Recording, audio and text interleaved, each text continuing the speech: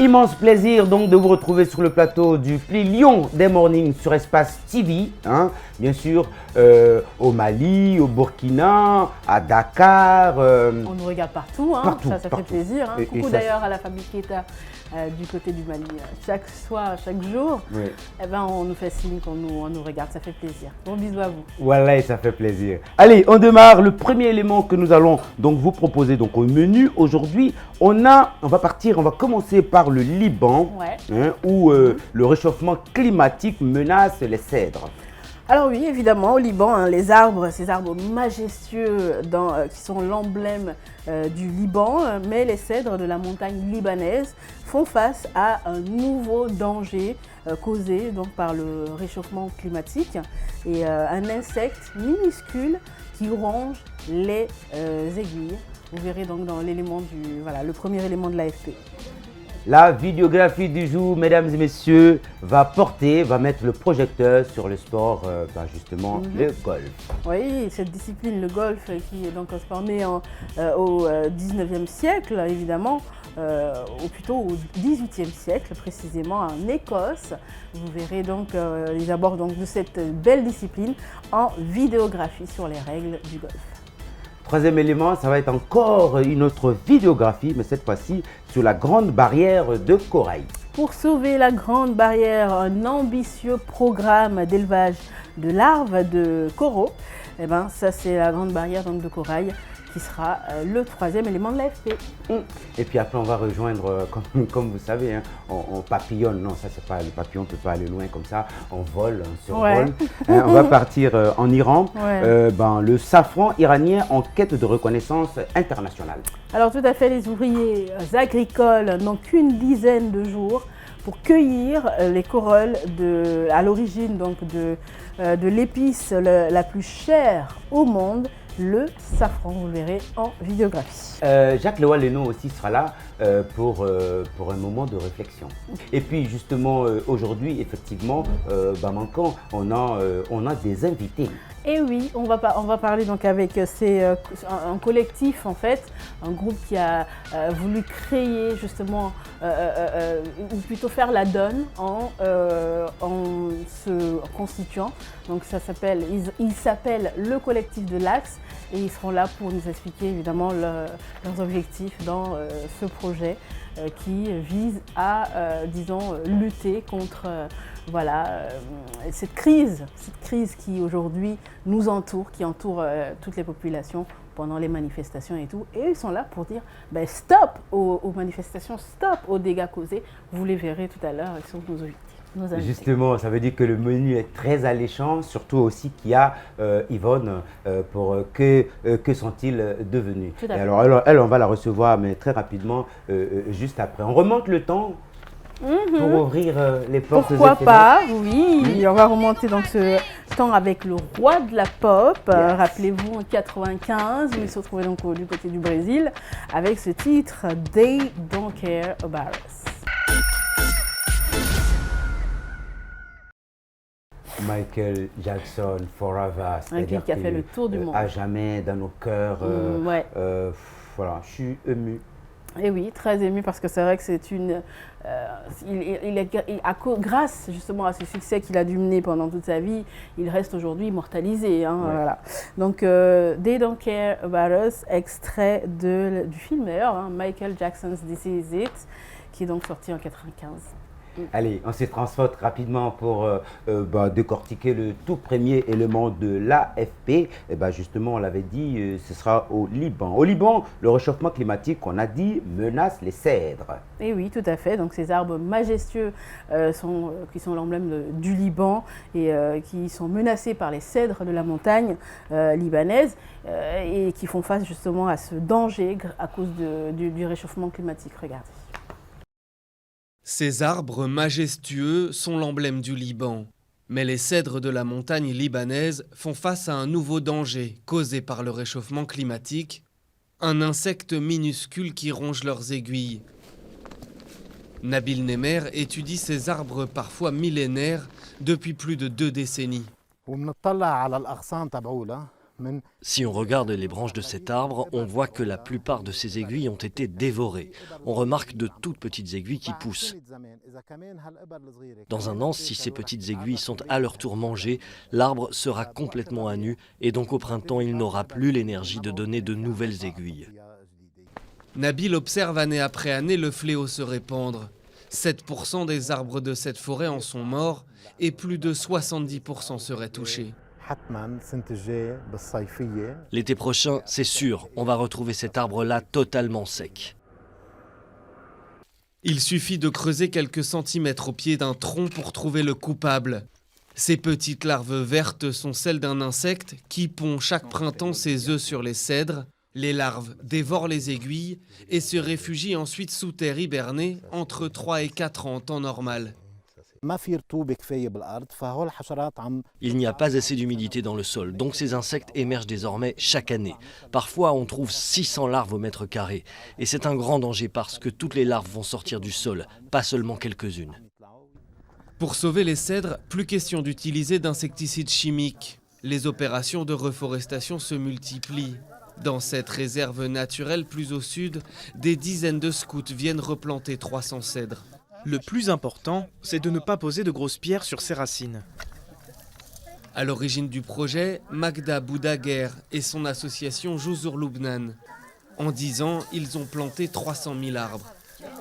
Il y a d'autres dangers qui menacent le cèdre. Par exemple, dans les régions d'altitude, il y a beaucoup de terrains privés et avec l'augmentation de la population, les habitants construisent.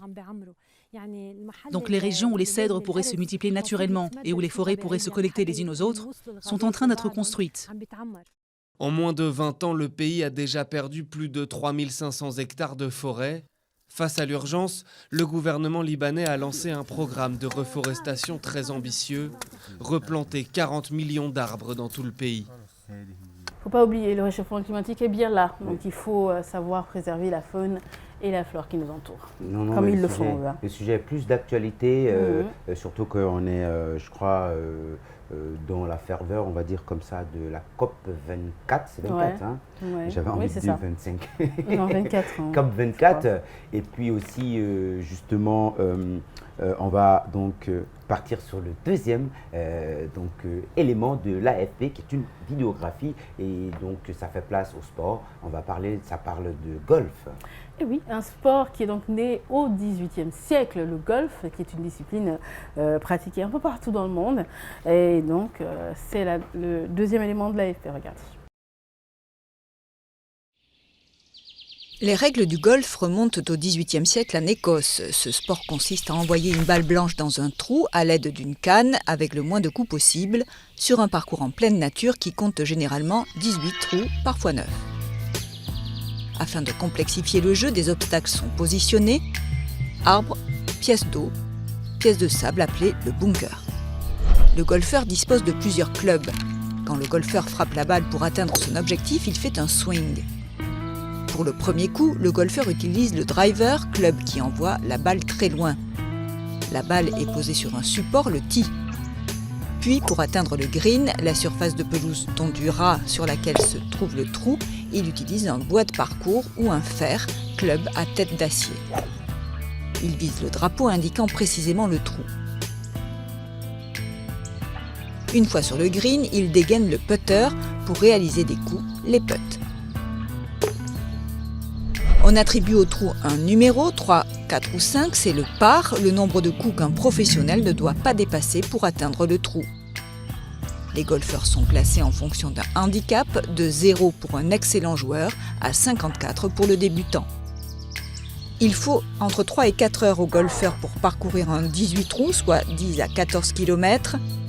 Les principales compétitions du circuit professionnel sont l'US Open, les Masters, le championnat PGA, le British Open et la Ryder Cup. Très belles images du côté de l'Écosse. Impressionnant, avec cette discipline. Oui, vraiment, Tu sais en jouer, toi? On dit que c'est plus réservé aux riches. Voilà, je suis aux pas riche. nantis. Je suis pas riche, non, là je me trompe, je suis riche. Ça dépend de quoi on est riche. Je suis riche d'humanité, riche ça, c'est bien dit. Voilà. Et tout ça. Tout le monde a sa dose de richesse en complètement. soi. Hein. Je suis très riche, moi. De l'amour, j'en ai pour tous les téléspectateurs, croyez-moi. Donc tu peux jouer au golf. Et c'est pas faux.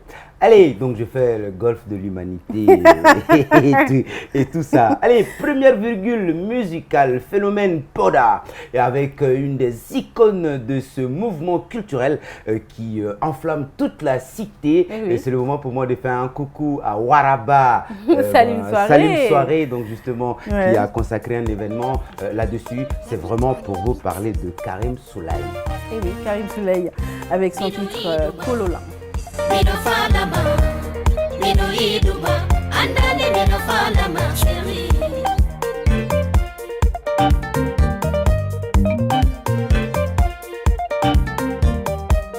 Mino iduma, mino falama, mino iduma, andale mino falama, chérie. Mino falama, mino love ma, mino falama. Andale mino yidu ma chérie. Tata taka imbe alata mido love ma. Tata taka imbe waulata mido fala ma. Mido love ma. Andale mino yidu ma gido. Si dai mino di ma telephone chérie.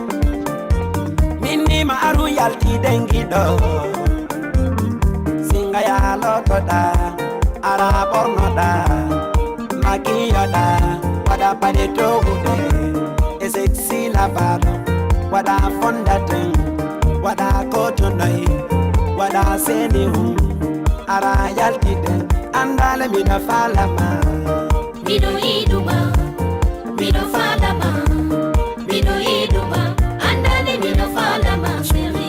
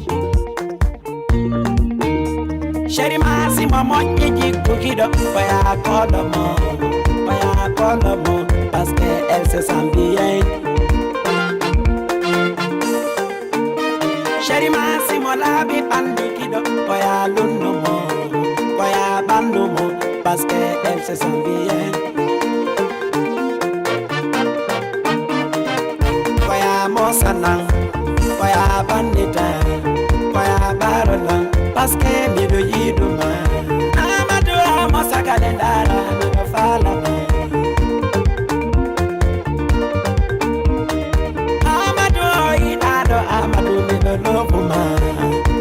falama amadu mino yidu magido Siri barola, ankadi barola, siri barola, ola beida idila.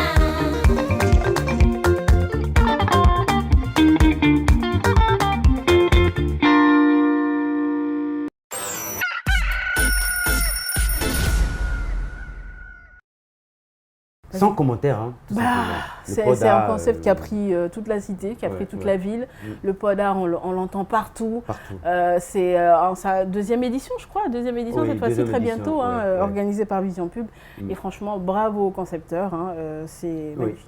Très beau. Complètement. Et puis le folklore guinéen, justement, mis en valeur comme ça, ça fait pas de mal. Allez, on continue, mesdames et messieurs. Allez, quittez pas parce que ça ne fait que commencer. Et bien, donc, le troisième élément que nous allons donc aborder, et justement, il s'agit de la grande barrière de corail. Et oui, il s'agit donc d'un ambitieux programme d'élevage de larves de coraux et voilà, pour sauver donc la grande barrière de corail. Donc c'est justement ce que vous allez voir dans cet élément de reportage. La Grande Barrière de Corail en Australie est le plus grand récif corallien du monde. Visible depuis l'espace, elle s'étend sur près de 350 000 km² et abrite 600 variétés de coraux, 1500 espèces de poissons et 3000 types de mollusques. Inscrit au patrimoine mondial, cet écosystème fournit un abri et de la nourriture à des animaux comme le dugong, appelé aussi vache marine, ou la tortue verte, tous deux menacés d'extinction. Mais le réchauffement climatique fait des ravages, à tel point que le récif pourrait disparaître. Il a traversé en 2016 le pire épisode de blanchissement jamais enregistré, 93% des coraux ayant été affectés. Le blanchissement se produit lorsque des conditions environnementales anormales, en particulier l'élévation de la température de l'eau, poussent les coraux à expulser les minuscules algues photosynthétiques qui vivent en symbiose avec eux et sont à la base de leur couleur. Ce phénomène ne tue pas directement les récifs mais les rend plus vulnérables aux maladies. Lorsqu'ils ne réussissent pas à récupérer ces algues symbiotiques, les coraux meurent. Selon des experts, si les émissions de gaz à effet de serre continuent d'augmenter, le blanchissement deviendra la nouvelle norme et se produira tous les 2 ans dans les années 2030. Après un blanchissement massif, il faut environ 15 ans au récif pour se régénérer. Des pans entiers de la barrière de corail pourraient disparaître d'ici une vingtaine d'années. D'autres menaces pèsent sur les récifs, comme l'agriculture intensive, l'aménagement du littoral ou encore l'étoile de mer dévoreuse de corail. La Grande Barrière de Corail est aussi une destination touristique majeure qui génère plusieurs milliards de dollars de recettes et crée des dizaines de milliers d'emplois. Des scientifiques estiment qu'il faut agir très rapidement pour améliorer la qualité de l'eau, car d'ici 5 ans, il sera peut-être trop tard. Et oui, il est temps donc de sauver la grande corail, la grande barrière de corail, évidemment. Et c'est donc très bien de ce côté. Oui, tout à fait. Et allez, on poursuit, hein, justement. Quittez pas, comme vous savez, hein, c'est pour vous accompagner toute la matinée, démarrer, réchauffer un peu la matinée en ce vendredi matin du 7 décembre. Hein, on capte tout droit sur la fin d'année. Ça se prépare partout. 4e élément pour fermer donc justement avec les éléments de l'AFP, mesdames et messieurs, pour le compte de ce morning du vendredi. Et là, le safran iranien en quête de reconnaissance internationale. Et oui, les ouvriers agricoles n'ont qu'une dizaine de jours pour cueillir donc les corolles à l'origine de l'épice la plus chère au monde, le safran, avançant donc dans un champ de fleurs mauve au cœur d'une plaine d'altitude du nord-est de l'Iran.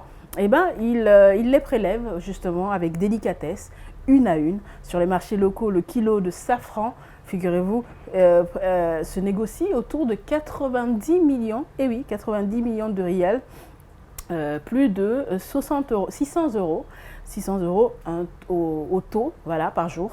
Et donc, une fois exporté à l'étranger, il peut coûter 10, voire 20 fois plus cher. Regardez.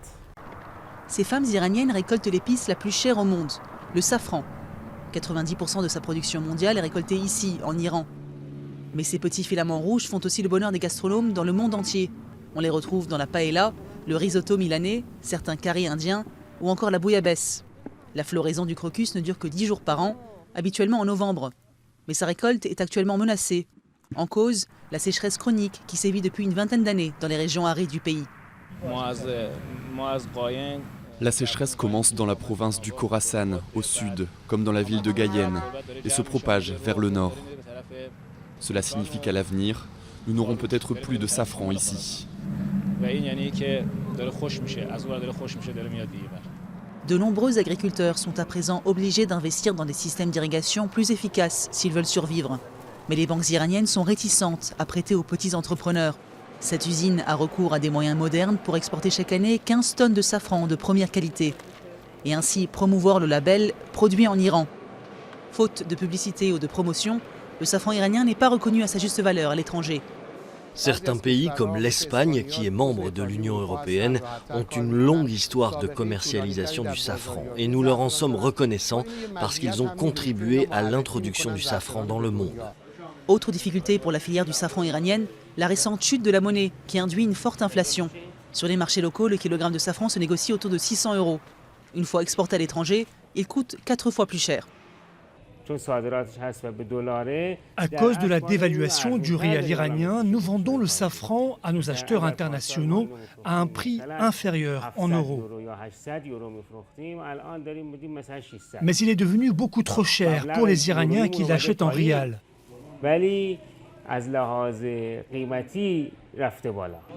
Un rial faible qui a un avantage, favoriser les exportations, dopées par un récent intérêt des Chinois pour l'or rouge. Et le safran, contrairement au pétrole, n'est pas visé par les sanctions économiques américaines contre l'Iran. Eh oui, mesdames et messieurs, comme vous pouvez vraiment le constater, le programme matinal le plus riche en culture générale, c'est Wallahi, Wallahi, Wallahi. C'est le plus lion des mornings. Allez, à présent, encore deuxième virgule musicale. La musique, elle est jamais loin, on le dit toujours. Et puis bon, ça, c'est l'un des ingrédients principaux, principaux du morning, mesdames et messieurs. Et puis voilà, donne-nous la destination musicale. Alors, on va aller du côté de la Côte d'Ivoire où le pétrole du village est devenu donc du kérosène. Bien, donc voilà, cette musique, c'est ce beau clip. Hein, ouais, très beau, très belle vidéo. Très dynamique. Hein, Kérosène. Justement, Kérosène. Justement, pour nous permettre je vous annonce à présent, mesdames et messieurs, à suivre justement toutes les rubriques qu'on a dit. Oui, bien-être. Voilà. Et puis nos invités, on les a déjà annoncés. Exactement. Mesdames et messieurs, notez tout ça. Et puis surtout, ne quittez pas le temps de faire une petite pause de 10 minutes, actualité oblige. Et puis on revient pour partir sur la deuxième partie.